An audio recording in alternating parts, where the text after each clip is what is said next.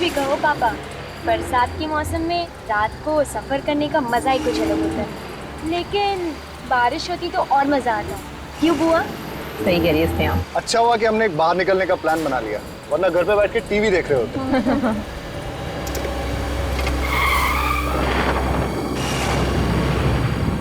पता नहीं गाड़ी को क्या हो गया अचानक। ऐसा क्या हो गया गाड़ी में? देख के आता हूँ।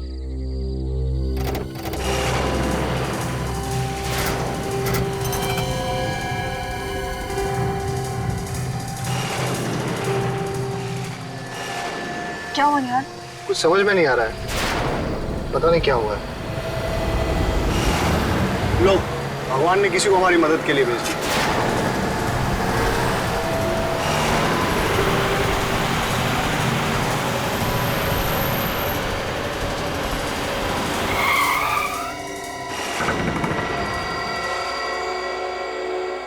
भाई साहब, हम लोग बहुत परेशानी में हैं। हमारी कार खराब हो गई है। यहाँ आसपास कोई गैराज है क्या? गैराज? और यहाँ गैराज कहाँ से आएगा? कोई होटल वगैरह? यहाँ कोई होटल नहीं है। हाँ, लेकिन एक जगह मैं जानता हूँ जहाँ तुम लोग रात गुजार सकते हो। कौन सी जगह है वो? यहाँ पास में ही एक बंगलो है, बड़ा पुराना सा घर। वो जगह तुम लोगों के लिए सही रहेगी। जल्दी बोलो, मेरे पास वक्त नहीं है, मुझे पास के गाँव में कुछ काम है। ठीक है भाई साहब, क्या आप हमें उस बंगले तक ड्रॉप कर सकते हैं? बैठ जाओ। एक मिनट, हम जरा सामान ले लेते हैं। ले लो।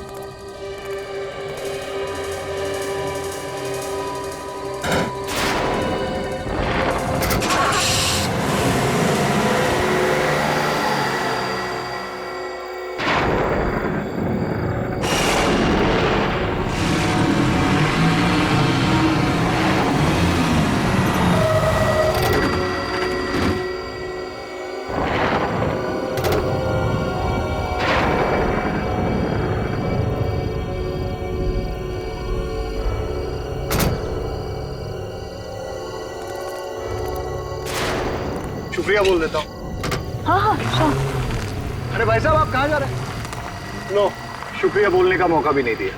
वैसे काफी परेशानी उठाई इन्होंने अपने लिए। नहीं, अच्छा हुआ इन्होंने हमें छोड़ दिया, वरना सारी रात जंगल में काटनी पड़ती। चलो अभी चलते हैं अंदर, देखिए कौन है अंदर। चलो। आराम से। ये है बंगला। पापा, मुझे तो ये घर बहुत अच्छा लगा। आपको कैसे लगा घर? अंदर देख लेते हैं, फिर बताता हूँ। वैसे अच्छा हुआ ये जगह मिल गई, नहीं तो पता नहीं क्या करते रात भर। हाँ, बहुत दिक्कत हो जाती है। कौन है आप लोग? अचानक कैसे आ गए बिना बताए? हम लोग बहुत मुसीबत में हैं। क्या हम एक रात के लिए यहाँ रुक सकते हैं? ये कोई होटल नजर आ रहा है तुम्हें? हमें मना किया गया है, यहाँ किसी को रहने मत दो। सिर्फ एक रात की तो बात है, सुबह होते ही हम यहाँ से चले जाएंगे। नहीं नहीं, यहाँ कोई नहीं रह सकता। चाहिए तो पैसे रख लो। पैसों का लालच मत देना, कोई फायदा नहीं। बाबा, पैसे का लालच नहीं दे रहे। छोटे छोटे बच्चे हैं हमारे साथ, अभी इनको लेके कहाँ जाएंगे रात को? ठीक है, इन बच्चों की वजह से रहने दे रहा हूँ, वरना एक मिनट भी यहाँ रुकने नहीं देता। वैसे ये कौन है आपके साथ? एक मैं हूँ, ये मेरी पत्नी है, ये मेरी बहन है और बच्चे हैं साथ में बस। ठीक है, आइए मेरे साथ। चलो। आइए, अंदर आइए।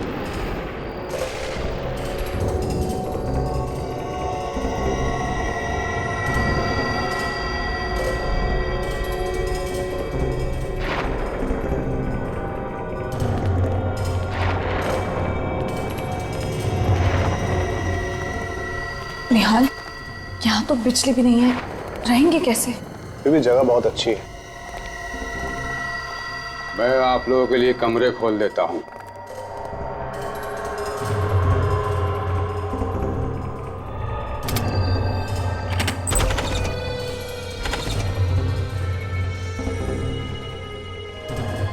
मैंने आप लोगों के लिए कमरे खोल दिए, उन्हीं में रह लो, लेकिन सिर्फ एक रात के लिए। हाँ बाबा, बस आज की रात, कल सुबह हम लोग चले जाएंगे।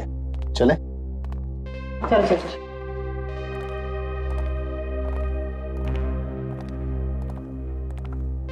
बच्चों, तुम लोग वो वाला रूम ले लो गुड नाइट। और दरवाजा बंद कर लो। सो जाना। हाँ हाँ, बाय, गुड नाइट। रिया, जी भैया। ये वाला रूम। ठीक है भैया। ओके। गुड नाइट भैया। गुड नाइट भाभी। Good night. और हम लोग यहाँ चलते हैं।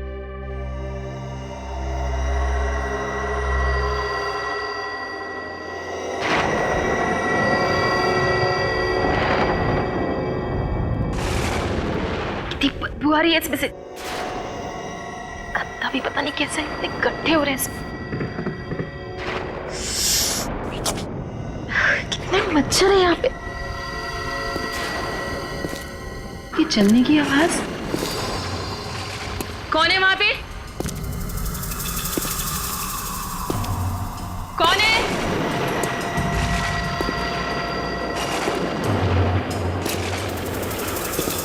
कौन चल रहा है यहाँ पे? कौन है? कौन है?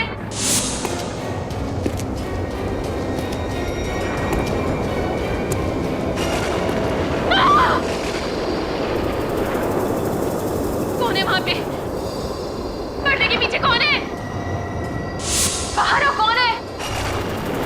मैंने देख लिया, कौन है वहां पे? बाहर आओ,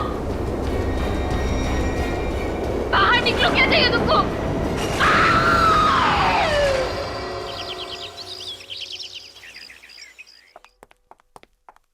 ये रेडी। निहाल साहब, आप लोग तो वाकई में जबान के पक्के निकले। सब तैयारी हो गई? आप लोग का सामान कहाँ है? बाबा, मुझे आपसे कुछ बात करनी थी। क्या बात करनी है? बुरा मत मानिएगा, मुझे और मेरे परिवार को ये जगह बहुत पसंद आई। क्या हम यहाँ एक और दिन रह सकते हैं? नहीं नहीं, आप लोगों ने मुझे जुबान दी थी कि सुबह होते ही आप लोग चले जाएंगे, और आप लोगों को चले जाना चाहिए। यही अच्छा है। आप बात को समझिए, ये जगह मुझे इतनी पसंद आई है ना कि मैं इसे खरीदना चाहता हूँ। खरीदना चाहते हो? क्या फायदा खरीद कर? यहाँ बिजली नहीं है और कुछ भी नहीं है। ऐसा क्या पसंद आ गया आपको इस घर में? बस दिल आने की बात है बाबा। जगह खूबसूरत है, दिल आ गया। और इस घर की बनावट बहुत अच्छी है। पुराने किस्म के घर लोग कैसे बनाते थे, देखकर बहुत अच्छा लगा। अब तो हम यहाँ रह सकते हैं। हम कल चले जाएंगे, पक्का। ठीक है, वैसे भी इस जगह का मालिक इसे बेचना चाहता है। अब आप लोग इसे खरीदना चाह रहे हो तो ठीक है। धन्यवाद बाबा। चलो अच्छा है, आसानी से मान गए, वरना और हाथ पैर जोड़ने पड़ते। अरे रिया, चलो रिया से मिलते हैं।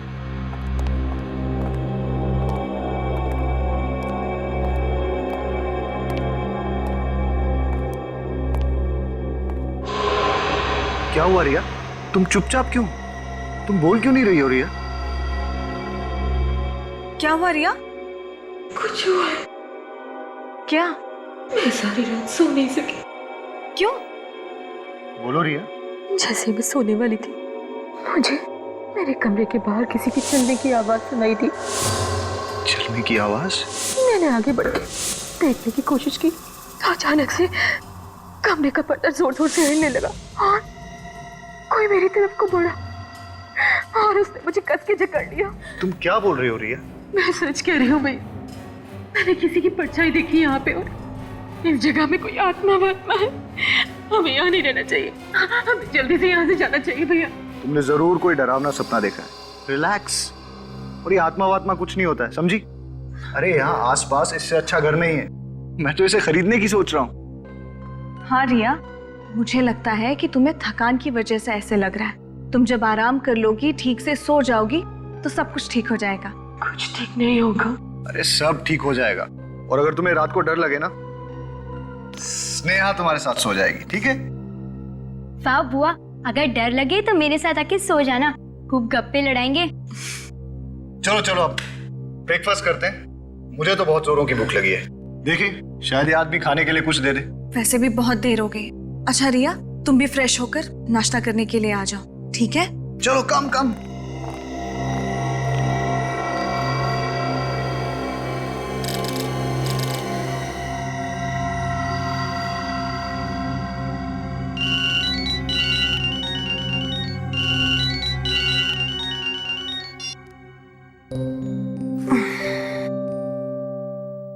Good morning. Good morning. Good morning. चलो चल के स्नेहा और रिया को भी उठा ही लेते हैं। Good morning. Good morning. बेटा, आपको रात को तो अच्छे से नींद आई ना? मुझे तो जम के नींद आई। रात को जो सोई अभी आँख खुली। वो भी जब हमने जगाया तब। और इसे देखो कैसे कुंभकर्ण की नींद सो रही है। इसे तो पता भी नहीं है कि इसके रूम में कोई आया भी है। क्यों रिया? उठाओ इसे। रिया 8 बज गया, हमें निकलना है यहाँ से। ये ऐसे नहीं उठेगी, इसके लिए लगता है ढोल वोल बजवाने पड़ेंगे। रिया रिया रिया रिया रिया उठो। निहाल, रिया कोई जवाब क्यों नहीं दे रही? मैं देखता हूँ। रिया रिया रिया उठो। पापा बुआ को क्या हुआ? निहाल क्या हुआ रिया को? रिया निहाल क्या हुआ? निहाल क्या हुआ रिया को? इसकी मौत हो गई है।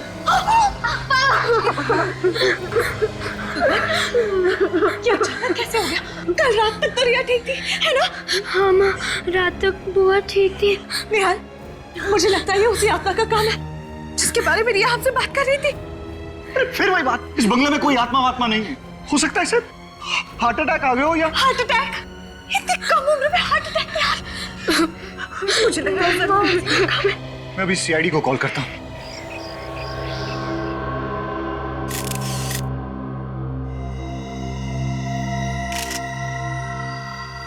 सचिन, रेडी? जरा आसपास देखो, देखो कुछ अजीब दिखता है क्या?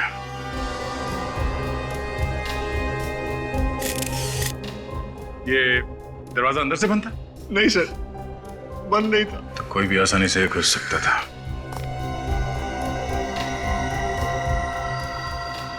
गले पे कोई निशान है? No sir. नाक से खून वगैरह? सर रात को ठीक ठाक सोई थी, पर सुबह देखा तो मर गई। रात में बिल्कुल ठीक ठाक सोई और अचानक मौत हो गई। इस कमरे में कोई और भी सोया था? हाँ सर, मेरी बेटी स्नेहा भी थी साथ। स्नेहा, आपको मालूम है इनकी मौत कैसे हुई? नहीं सुबह जब मम्मी डैडी ने आके उठाया तब पता चला। कोई चीखने चिल्लाने की आवाज नहीं सुनी? ये तो बहुत ही गहरी नींद में सोती है। सर मैं आपसे एक बात कहना चाहती हूँ। क्या?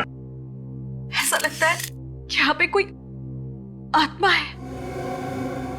आत्मा? आपका कहने का मतलब है कि इसकी मौत आत्मा की वजह से हुई? जी, क्योंकि पहली रात तो ये अकेले ही दूसरे कमरे में थी और इसने हमें बताया था कि कोई था वहां पर। अगर इसका खून हुआ है तो किसी इंसान ने किया है।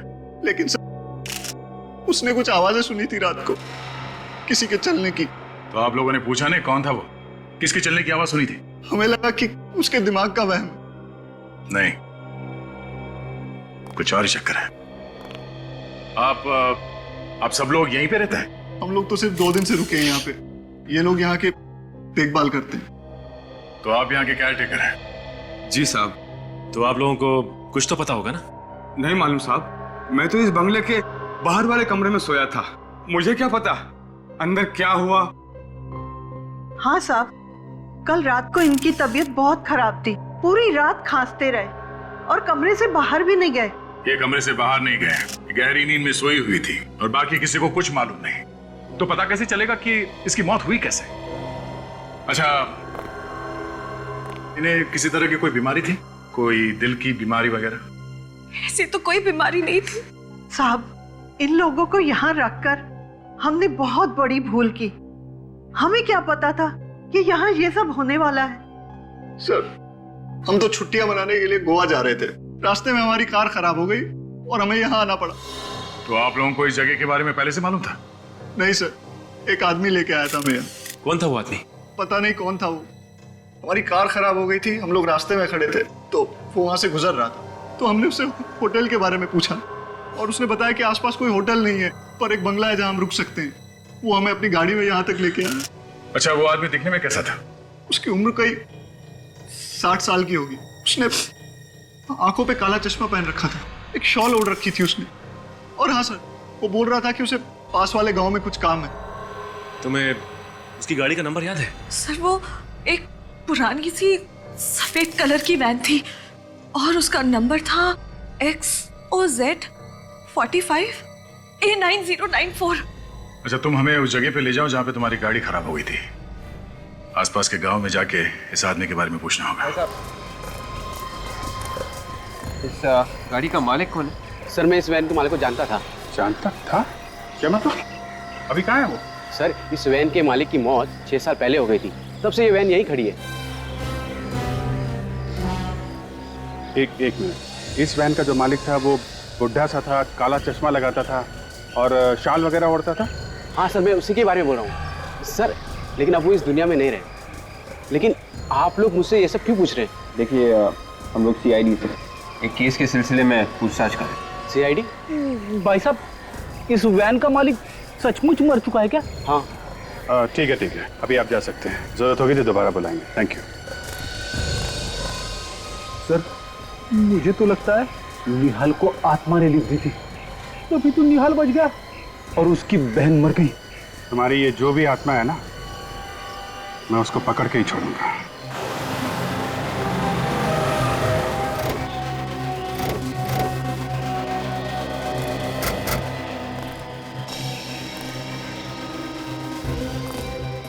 ये बताओ कि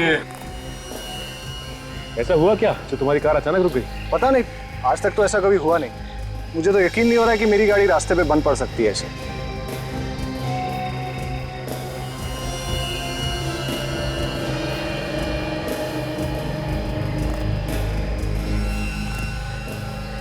राजन, ये देखो, लगता है यहाँ पे पेट्रोल लीक हुआ।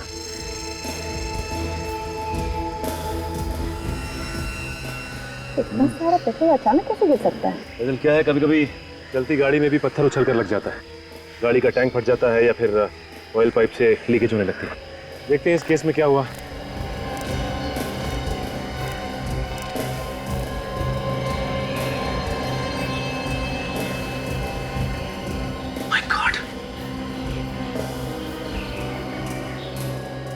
पेट्रोल पाइप में छेद किया गया है, जानबूझकर किया गया ये छेद। मतलब सर किसी ने प्लानिंग के साथ ये सब किया है ताकि निहाल की कार का पेट्रोल यहाँ खत्म हो जाए और कार यहाँ का रुक जाए, जहाँ दूर दूर तक कोई भी इसे ठीक करने वाला ना हो। मगर ऐसे छेद कौन करेगा? क्योंकि घर से चलने से पहले मैंने चेक किया था, सब ठीक ठाक था। लेकिन ये पेट्रोल पाइप में जिसने भी छेद किया है वो यहाँ आसपास ही किया है, दूर नहीं। क्योंकि अगर दूर छेद किया होता तो गाड़ी यहाँ तक पहुँचती नहीं। अच्छा ये बताओ कि आते समय रास्ते में तुम कहीं रुके थे क्या? हाँ, एक ढाबे पे रुके थे नाश्ता करने के लिए। ढाबे पे? तो इसका मतलब पेट्रोल पाइप में छेद किसी ने ढाबे पे ही किया होगा। एक काम करो, तुम ढाबा दिखाओ ना। तारिका खून का जो तरीका मेरी समझ में आ रहा है, उससे इसके शरीर पर उंगलियों के निशान आना मुश्किल है। तो फिर और कौन सा तरीका हो सकता है सारंग? इस लड़की का रिया का नाक और मुंह दबाया गया है। मतलब इसका खून किया गया है? इसकी मौत दम घुटने की वजह से हुई? एग्जैक्टली। तो क्या इसके चेहरे पे कोई उंगलियों के निशान नहीं है? नहीं बॉस, उंगलियों के निशान इसलिए नहीं है क्योंकि इसका मुंह किसी और चीज से दबाया गया है। किसी और चीज से मतलब? तारिका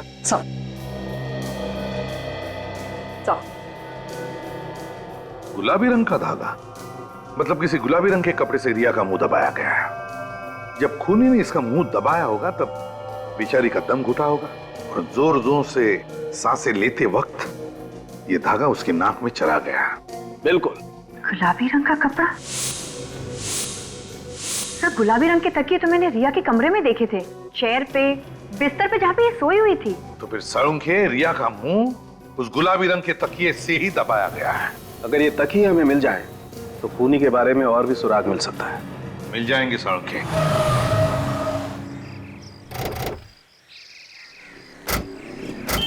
यही वो ढाबा है जहाँ हमने नाश्ता किया था। और गाड़ी कहाँ खड़ी की? वहाँ पे।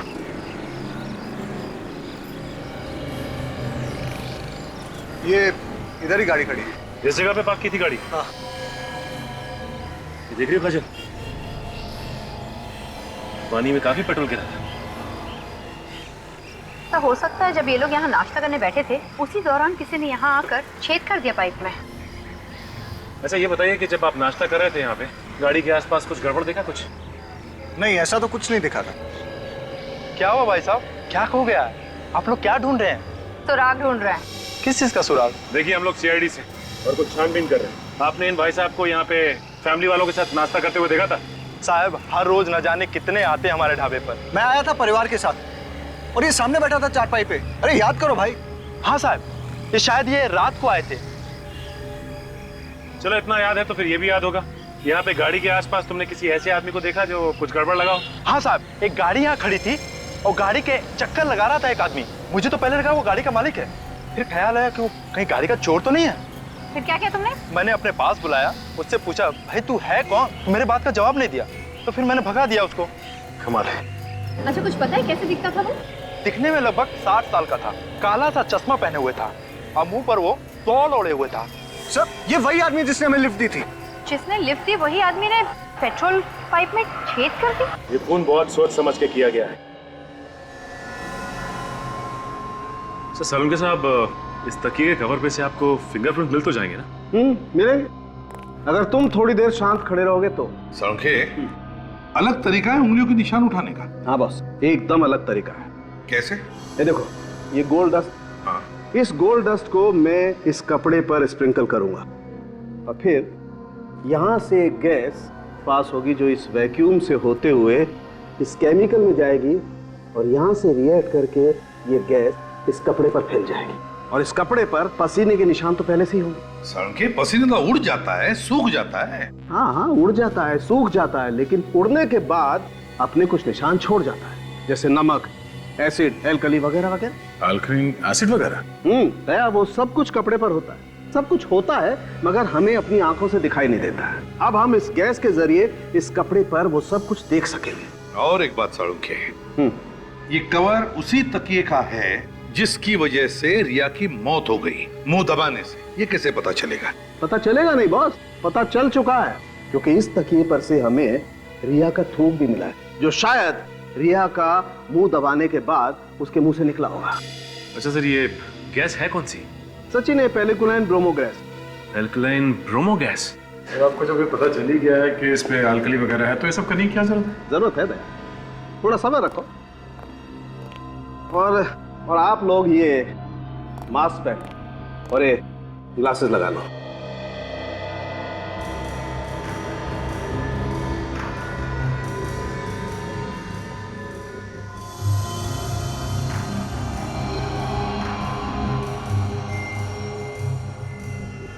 अब बॉस, मैं ये गैस इस कपड़े पर छोड़ता हूं।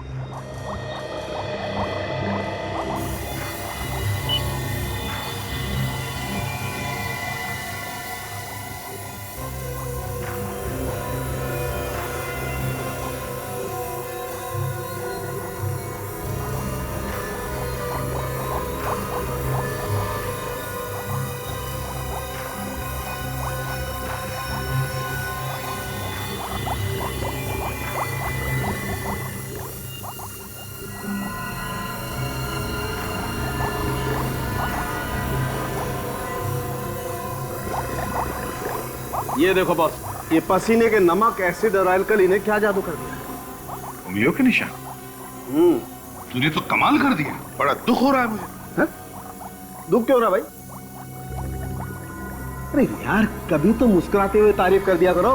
किस खुशी में? अरे इतना काम कर रहा हूँ इस खुशी में। अभी तेरा काम ही तो है। मुझे मालूम है इस आदमी से कभी तारीफ नहीं मिल सकती है।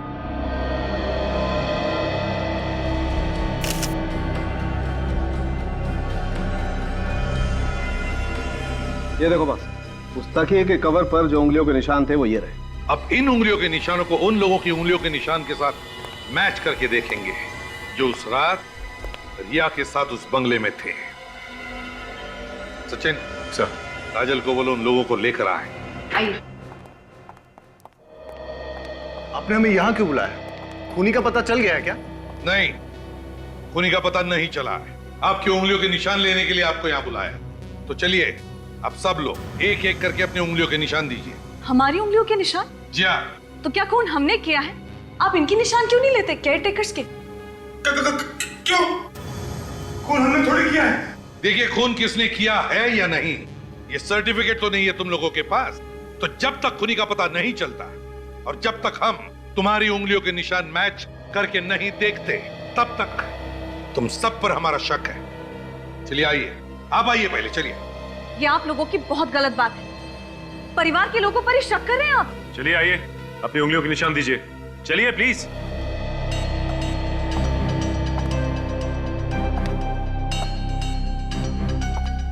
हाथ रखिए।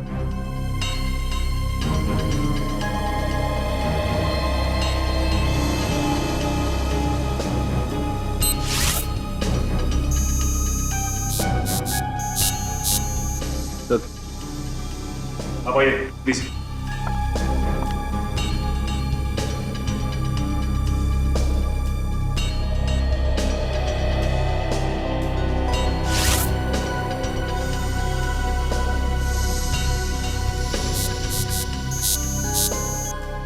चलिए आप चलिए प्लीज। चलो।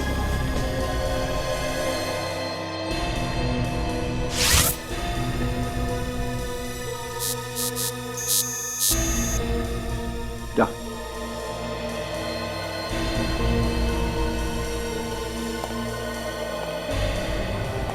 हाथ रखो।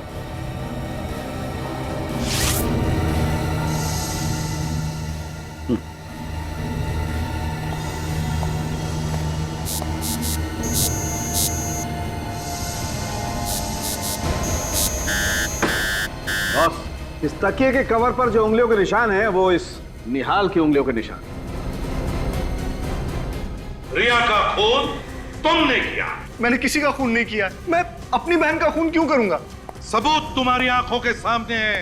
ये उंगलियों के निशान वो भी तुम्हारे हैं। इसका एक ही मतलब है निहाल, अपनी बहन का खून तुमने ही किया। वाह, पहली बार ऐसा आदमी देखा जो अपनी बहन का खून करने के बाद कह रहा है कि मुझे कुछ मालूम नहीं। मैंने कभी सोचा भी नहीं था कि मेरी बहन के खून का इल्जाम मुझ पे लगेगा। बहन तो बहन होती है सर। यही तो हम भी कहना चाहते हैं कि ऐसी क्या जरूरत आ पड़ी जो तुमने अपनी बहन का खून कर दिया? उसके नाम पे कोई प्रॉपर्टी थी जो तुम हासिल करना चाहते थे? कोई प्रॉपर्टी नहीं सर, मेरा विश्वास कीजिए, मैंने अपनी बहन का खून नहीं किया। तुमने नहीं मारा? तो फिर जो उंगलियों के निशान हमें उस तकिए के कवर पर मिले थे उसके साथ तुम्हारी उंगलियों के निशान मैच हुए ना? मैंने उस तकिए को हाथ तक नहीं लगाया। मैं तो रिया के रूम में भी नहीं गया। सर मुझे नहीं पता कि उस तकिए पे मेरे उंगलियों के निशान कैसे आ गए। तो क्या तुम्हारी उंगलियों के निशान खुद ब खुद आ गए उस तकिए के कवर पर? ऐसा ही हुआ होगा सर। तो तुम ये कहना चाहते हो कि तुम्हें कोई फंसाने की कोशिश कर रहा है? हाँ सर, कोई मुझे फंसाने की कोशिश कर रहा है। कौन फंसाना चाहता है? वो बूढ़ा आदमी जिसने तुम लोगों को उस बंगले तक छोड़ा था, या फिर उस बंगले का केयरटेकर? हो सकता है। वैसे हम तुम्हें बता दें मिस्टर निहाल, जिस आदमी ने तुम लोगों को उस बंगले तक छोड़ा था वो 6 साल पहले मर चुका है। 6 साल पहले मर चुका? जी हाँ। लेकिन मैंने और मेरे परिवार ने खुद उसे अपनी आंखों से उस रात देखा था। सचिन, सचिन, गड़बड़ है, कुछ तो गड़बड़ है। एक काम करो, तुम, दया और फ्रेडी उस बंगले में जाओ जहां पर रिया का खून हुआ था और देखो। मुझे लगता है सचिन, यहाँ पे कुछ ऐसा हुआ है कि क्या फ्रेडी, क्या बात है? अगर उन लोगों को पता चल गया कि हम लोग यहाँ पे हैं तो क्या डर लग रहा तुम्हें? नहीं, डर कौन रहा है? फ्रेडी, अपनी चोंच बंद करो और चुपचाप वहां दीवार की तरफ मुंह करके खड़े हो जाओ। जाओ। आवाज़ें आ रही है। चुप जाओ।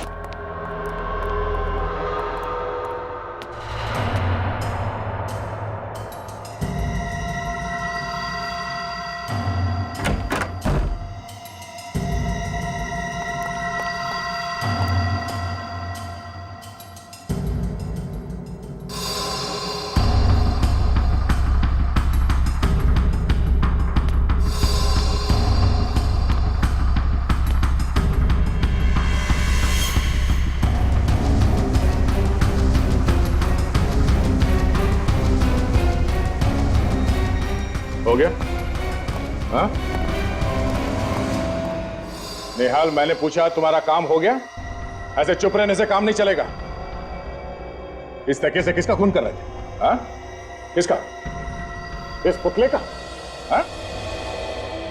ये होश में नहीं है या फिर होश में ना होने का नाटक कर रहा है? अक्सर लोग अपनी जान बचाने के लिए तरह तरह के बहाने ढूंढते हैं। ऐसे बुत बन के खड़े रहने से काम नहीं चलेगा। निहाल! सर, इसकी आंखों की पुतली अब बड़ी अजीब सी दिख रही है सर। इसने इसे हिप्नोटाइज कर दिया है। इसे पता नहीं कि कहाँ है और क्या कर रहा है। इसे जल्दी से इस हालत से बाहर निकालना पड़ेगा। मिता जी, ये बात लगभग पक्की है कि निहाल ने खून किया है। कि क्या कह रहे हैं आप? मैं आपसे पहले भी कह चुकी हूँ कि मेरे पति अपनी बहन का खून नहीं कर सकते, और आप है कि ऐसा हुआ है और हम लोगों ने अपनी आंखों से देखा है। ये उस कमरे में गया जहाँ पे खून हुआ था और वहां जाके तकिए से खून करने की कोशिश की। क्या कह रहे हैं आप? देखिए, इन्हें हिप्नोटाइज किया गया है और ये काम इनसे कोई और करवा रहा है। हिप्नोटाइज? हाँ, हिप्नोटाइज। और ये सब प्लानिंग के साथ किया गया है। रास्ते में आपकी कार खराब अपने आप नहीं हो गई थी, किसी ने जानबूझकर खराब की थी और उसके बाद यहाँ रिया को यहाँ लाके इसका खून कर दिया गया। ऐसा नहीं हो सकता। ऐसा हुआ है। किसने किया खून? अमित। हाँ, अमित। ये अमित कौन है? इससे पहले तो कभी नाम नहीं सुना इसका। अमित निहाल का दोस्त है। अमित निहाल का दोस्त है तो अमित ही क्यों? क्योंकि अमित को हिप्नोटिज्म आता है। अमित को हिप्नोटिज्म आता है? हाँ। ये अमित रहता कहाँ है? अमित वो आए दिन संगनी थिएटर में हिप्नोटिज्म के शोज करता है। जरा फोन दीजिए please, give me your phone.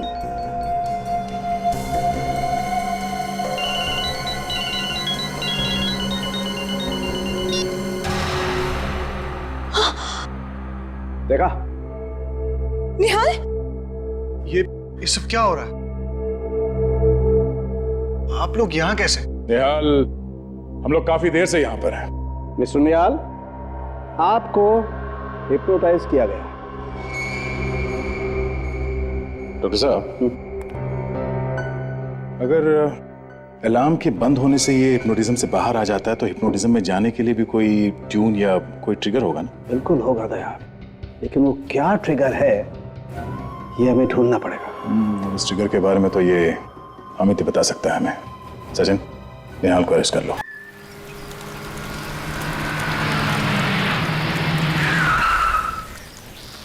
विवेक, ये वही संगनी थिएटर है ना जो निहाल की बीवी मीता ने बताया था? हाँ, और अमित कुछ ही देर में परफॉर्म करने वाला है यहाँ पे। एक बात समझ में नहीं आ रही है, अमित ने निहाल को हिप्नोटाइज किया ही क्यों? हाँ फ्रेडी, ये बात तो है। ये चीखने की आवाज सुनी तूने? हाँ।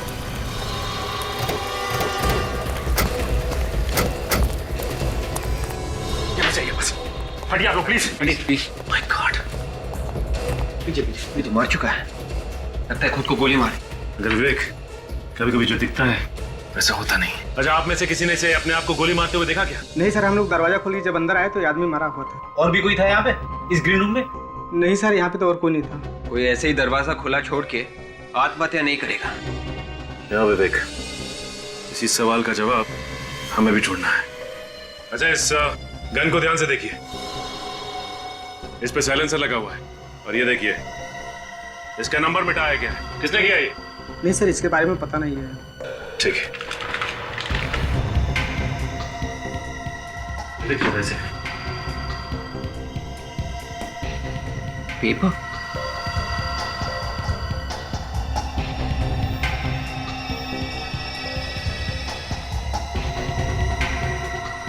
माय गॉड, इसमें तो लिखा गया है कि निहाल को कैसे हिप्नोटाइज करना है। उसके नीचे ये भी लिखा है, सम्मोहन अवस्था से कैसे बाहर निकलना है। मतलब उस बंगले का केयर टेकर जब जब रात में खांसेगा तब तब निहाल हिप्नोटाइज्ड हो जाएगा और जब जब उसके मोबाइल का अलार्म बज के बंद होगा तब तब वो हिप्नोटिज्म से बाहर निकलेगा। मगर ये अमित उस देखभाल करने वाले बूढ़े आदमी को जानता कैसे था? हमें ये भी पता करना चाहिए।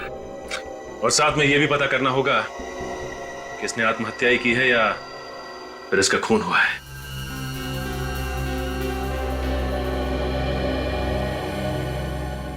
सर, गन पे कहीं भी उंगलियों के निशान नहीं सचिन, और इस गन का नंबर भी सैंड पेपर से घिस घिस के मिटा दिया गया है। हो सकता है सारंग के खून करते वक्त खूनी ने ग्लव्स पहने होंगे और इसीलिए उस पर कोई उंगलियों के निशान नहीं। लेकिन बॉस, इस सब के बावजूद मुझे इस गन पर से पाउडर जैसा कुछ मिल गया है। वो क्या है सर? ये देखो, ये कुछ तंबाकू का चूरा जैसा लगता है बॉस। तंबाकू का चूरा? सारंग के मुझे लगता है ये सिगार का तंबाकू है, मतलब खूनी सिगार पीता है। बॉस, इसका पता लगाया जा सकता है। कैसे? मैं बताता हूँ। आओ बॉस, ये जो केमिकल है ना बॉस, इसमें अगर किसी चीज पर सिगरेट का धुआं भी लगा हो ना तो पकड़ में आ सकता है। अच्छा, तो फिर देखते हैं।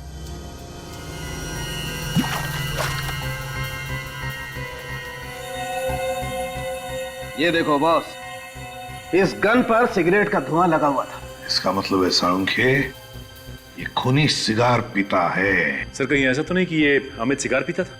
आपने इसके हाथ चेक किए क्या? चेक किए, वो सिगार नहीं पीता। सर हमें उस आदमी को ढूंढना होगा जो सिगार पीता है। ये सब निहाल की गाड़ी खराब होकर रुक जाना, फिर उस सफेद वैन वाले का निहाल को लिफ्ट देकर उस बंगले तक पहुंचाना, ये सब जानबूझकर सोच समझकर किया गया है। गांव में जाके पता लगाओ कोई सिगार पीने वाले को जानता है क्या। गांव के हर एक आदमी से पूछते हैं, किसी ने ऐसे आदमी को देखा है जो लगातार सिगार पीता है? अरे सर, आप लोग वापस यहाँ पे? क्या हुआ सर, वो खूनी मिला या नहीं? नहीं अभी तक तो नहीं, लेकिन जल्दी ही पकड़ा जाएगा। अच्छा एक बात बताओ, आप किसी ऐसे आदमी को जानते हो जो लगातार सिगार पीता हो, या ऐसा आदमी जो बाहर से आया हो गांव में? हाँ सर, एक आदमी यहाँ पे आता तो था और सर वो सिगार भी बहुत पीता था। सर वो उस आदमी को भी जानता था जो वो उस पुरानी वैन का मालिक था। तुम उस आदमी को जानते हो क्या? हाँ सर, उसका नाम ऋषिकेश है। कौन ये ऋषिकेश? सर ये ऋषिकेश बाहर से 6 साल पहले यहाँ पे आया था, जब उस वैन का मालिक जिंदा था और वो इस जगह को खरीदना चाहता है, लेकिन इस पे केस चल रहा था इसलिए खरीद नहीं सका। इसका मतलब ऋषिकेश जानता था उस आदमी को, वो जानता था वो बुढ़ा आदमी कैसा दिखता है। हाँ सर, तो इसीलिए ये ऋषिकेश उस वैन वाले बुड्ढे का भेष बदल कर घूम रहा था। और वैसी वैन भी बनवा ली। अच्छा एक बात बताइए, आप ऋषिकेश के बारे में कुछ और जानते हैं? उसका नंबर, एड्रेस वगैरह कुछ भी? सर उसका मोबाइल नंबर है मेरे पास। जरा देना। सर उसका नंबर है 9001238874 और सर वो उस कॉलेज के बाजू में रहता है। सर उसका एड्रेस है B1 तेलीगरी हाईवे रोड। मुझे पहले से पता था कि मैं फंस जाऊंगा।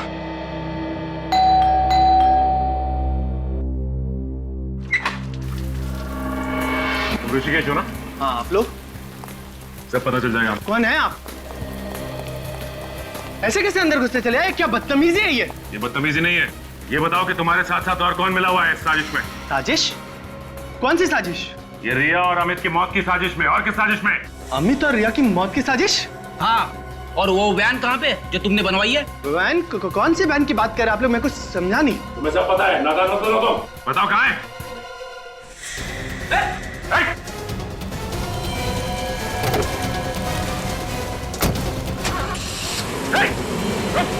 Oh my God, भाग गया। पीछे करते हैं इसका। विवेक को भी बुला लो।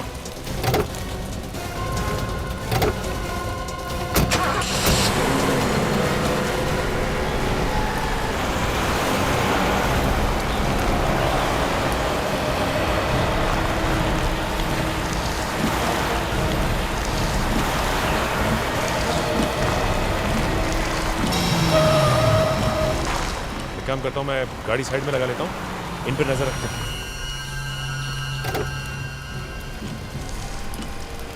पीछा तो छूटा।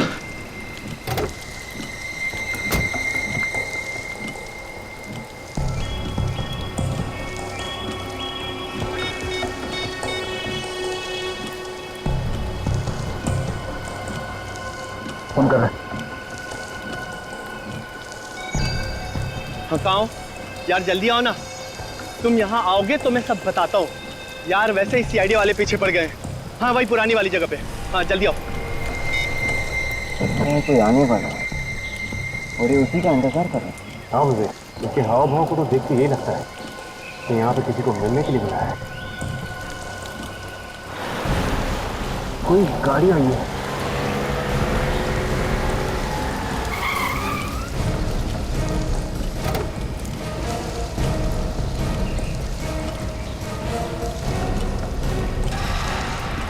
ये तो निहाल की पत्नी नीता है। इस समय इतनी बारिश में तुमने मुझे यहाँ क्यों बुलाया? क्या इमरजेंसी है? इमरजेंसी? CID के लोग मेरे पीछे पड़े हुए और तुम इमरजेंसी की बात कर रही हो? ये यहाँ पे कैसे? चल के पूछते हैं। CID और हमें इस तरह एक साथ किसी ने यहाँ पे देख लिया ना तो लेने के देने पड़ जाएंगे। CID वाले आ गए।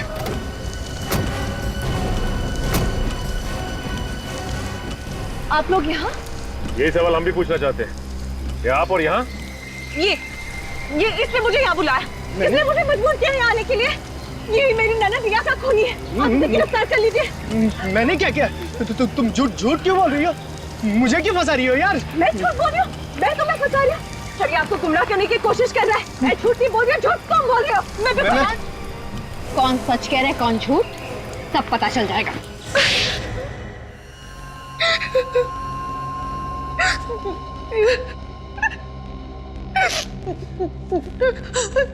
बता, क्यों मारा तुमने अमित और रिया को? निहाल को फंसाने के लिए। निहाल को फंसाने के लिए? तुमने अपने ही पति को फंसाया, लेकिन क्यों? मैं प्यार ऋषिकेश से करती थी, लेकिन मेरी शादी निहाल से हो गई। इसीलिए हम दोनों ने प्लान बनाया कि निहाल को खून के इल्जाम में फंसाकर उसको जेल भिजवाकर हम दोनों शादी कर लेंगे। और गोवा घूमने जाने का प्लान वो भी तुम्हारा ही था ना? हाँ, जब हम घूमने गए तो ढाबे पर कुछ खाने के लिए रुके और उसी समय मौका पाकर ऋषिकेश ने गाड़ी के पाइप में छेद कर दिया और गाड़ी बीच जंगल में रुक गई। मैं पीछे पीछे आ गया, फिर इन लोगों को लिफ्ट देने के बहाने उस पुराने बंगले में ले गया। और उसी बंगले में तुम आत्मा बन के रिया को डराने लगे ताकि लोगों को लगे कि वहां पे आत्मा है, किसी ने रिया का खून किया है। हाँ। और फिर अमित ने निहाल को हिप्नोटाइज किया, सम्मोहित किया और उसी के हाथों रिया का खून करवाया। हाँ।